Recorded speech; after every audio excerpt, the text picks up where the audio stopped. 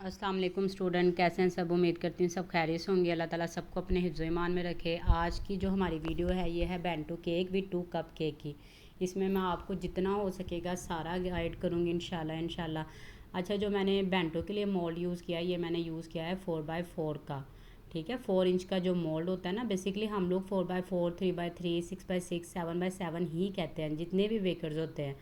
But लोग कहते हैं कि 3x3 क्या होता है, उसको होता है 3 इंच का है। ठीक है, और हाइट जो नॉर्मल हाइट होती है वही मैंने यूज़ की है।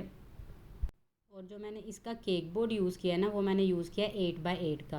आपने स्टार्टिंग में देख लिया होगा कि जो 2 कप केक थे ना वो मैंने इसी के साथ ही अटैच किए थे, इसीलिए मैंने 8x8 का केक बोर्ड यूज़ किया है। बोर्ड और मोल्ड का साइज़ मैं आप लोगों को इसलिए गाइड करती हूँ, बहुत सारे ऐसे स्टूडेंट हैं मेरे और बहुत सारी ऐसी बेकर्स भी हैं जो कि केक का जानती हैं, सारा पता होता है, बट वो मोल्ड और बॉक्सेस में आके बहुत उनको कन्फ्यूजन होती है इस वजह से। अच्छा, मेरे पास ये एक प्लास्टिक का था, मुझे किसी ने गिफ्ट दिया था। मैंने कहा चलें आज मैं इससे करती हूँ, लेकिन वो कहते हैं ना बस जो चीज़ अपने हाथ पे बैठ जाए फिर उसी से ही आती है तसल्ली। उससे मेरा मुझे हुआ नहीं, वैसे फिनिशिंग नहीं आई।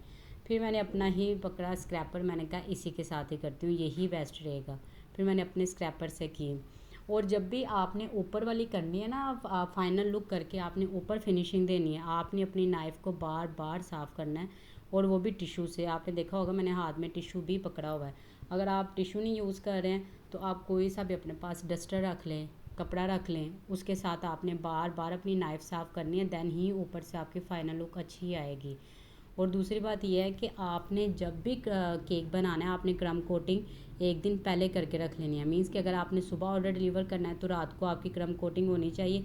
अगर आपने रात को डिलीवर करना है फिर आपने सुबह क्रम कोटिंग करके अपने केक को रखना है। ऐसा नहीं है कि जब आपने केक बनाना है साथ ही क्रम कोटिंग करनी है और उसकी फ़ाइनल लुक रेडी करके उसको रेडी कर देना है। ऐसा कभी नहीं आपने करना। एक तो आपका केक अच्छे से चिल नहीं होगा, और दूसरा जो उसके क्रम्स होंगे ना वो लॉक नहीं होंगे। क्रम कोटिंग करने का मेन रीज़न यही होती है कि जो भी आपके केक के लॉक जो भी क्रम्स है ना वो लॉक हो जाए। और उसके बाद ये मैंने अपना केक बोर्ड साफ़ किया है और मैं आपको दिखाती हूँ कि जो मैं कप केक यूज़ करती हूँ ना उनके लाइनर वो बहुत अच्छे वाले हैं। अच्छा, ये स्टिकर बहुत सारे लोगों को पता नहीं होता है कहाँ से मिलेंगे।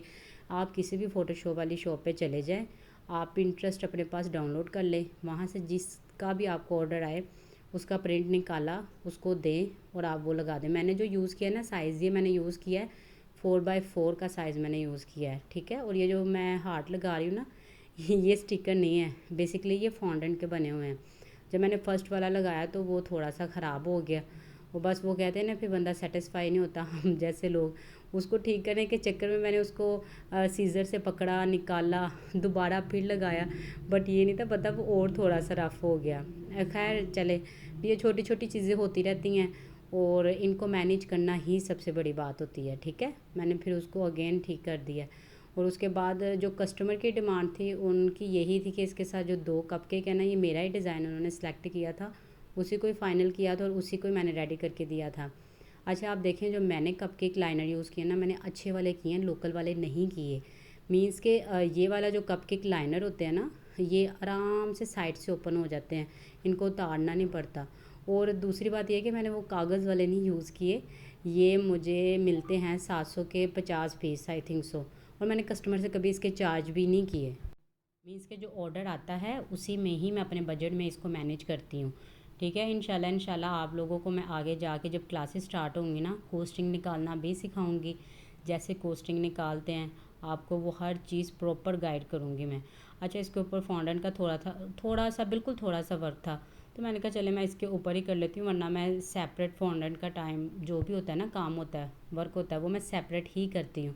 तो फॉन्डेंट जब भी यूज़ करनी है आपने उसको थोड़ा सा माइक्रोवेव कर लेना है, क्योंकि अब तो वैसे भी गर्मियाँ इतनी नीड नहीं होती, बट अगर उसमें टाइलोस पाउडर ऐड हो या सीएमसी पाउडर आपने डाला हो तो वो थोड़ी सी हार्ड हो जाती है ठंडी होके।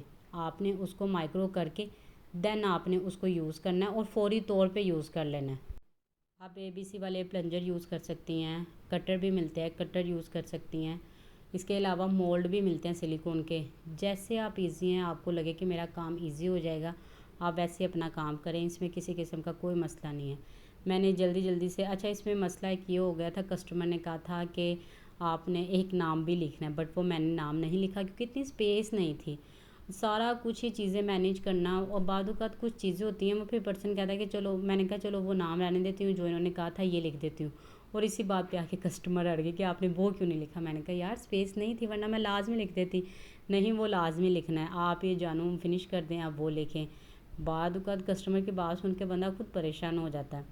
और ये जो डील के प्राइस मैंने इनको दिए थे, ये मैंने 1500 उनको डील का चार्ज किया था। इसी में सारी चीज़ें मैंने मैनेज की हैं खुद, और मतलब उनसे एक्स्ट्रा कोई चार्जेस नहीं लिए। फॉन्डेंट की कस्टमाइजेशन, स्टिकर की, कपकेक लाइनर के एक्सपेंसिव, हर चीज़ ठीक है। लेकिन फिर भी उसमें सारी चीज़ें करके भी अगर आपका कस्टमर खुश होता है नॉट अ बैड कि आप अच्छा कर रहे हैं जो भी वर्क है। लेकिन इनको मेरा टेस्ट बहुत पसंद आया था, अल्हम्दुलिल्लाह इनके रिव्यूज़ बहुत अच्छे आए थे। खैर इसी में मैं बड़ी खुश हो गई थी, वो अलग बात है। काफ़ी देर तक वो कहती रही हैं कि आप ये क्यों नहीं नाम लिखा, ये नाम क्यों नहीं लिखा। तो अगर स्पेस होती तो मैंने उनकी ये रिक्वायरमेंट पहले ही पूरी कर देनी थी, स्पेस नहीं थी इसी वजह से। अच्छा, ये जो जेल मैं लगा रही हूँ ना फॉन्डेंट को अटैच करने के लिए, ये हम लोग बनाते हैं CMC पाउडर से या टाइलोस पाउडर से। थोड़ी सी आप वो डाल के किसी भी डब्बे में और बाकी पानी डाल लें और उसको बना लें, और बहुत इजीली बन जाती है। ये कोई इतना मुश्किल काम नहीं है, बट मैं आपको फिर भी वो भी सिखा दूँगी। जिस दिन मेरी ख़त्म होगी मैं साथ आपको एक छोटी सी वीडियो बना के वो भी आपके साथ शेयर कर दूँगी। इंशाल्लाह जितनी भी वीडियो बनाऊँगी मैं हर वीडियो में आपको थोड़ा थोड़ा गाइड करूँगी। और ये चीज़ें जो आपको समझ ना लगे आप मुझसे क्वेश्चन भी पूछ सकते हैं, मैं आपको प्रॉपर गाइड करूँगी। और जो हमारी क्लासेस होंगी वो आप लोगों ने उसमें जितना हो सके मुझसे अपने क्वेश्चन आपने पूछने हैं, मैं आपको उसमें जितना हो सकेगा इंशाल्लाह गाइड करूँगी। आज के लिए यही हमारी वीडियो है, नेक्स्ट मिलेंगे फिर इंशाल्लाह। आप सब मुझे बताइएगा आपने आज की मेरी इस वीडियो से कोई चीज़ सीखी। मैं इंतज़ार करूँगी आप लोगों की रिव्यूज़ का भी। और इंशाल्लाह जैसे हमारी क्लासेस स्टार्ट होंगी, बाकी जिसको जो भी हेल्प चाहिए होगी मैं हाज़िर हूँ। अल्लाह ताला हम सबको अपने हिफ्ज़-ए-ईमान में रखे और सबकी गैप से मदद करे। आज के लिए इतना ही है। ओके, अल्लाह हाफ़िज़।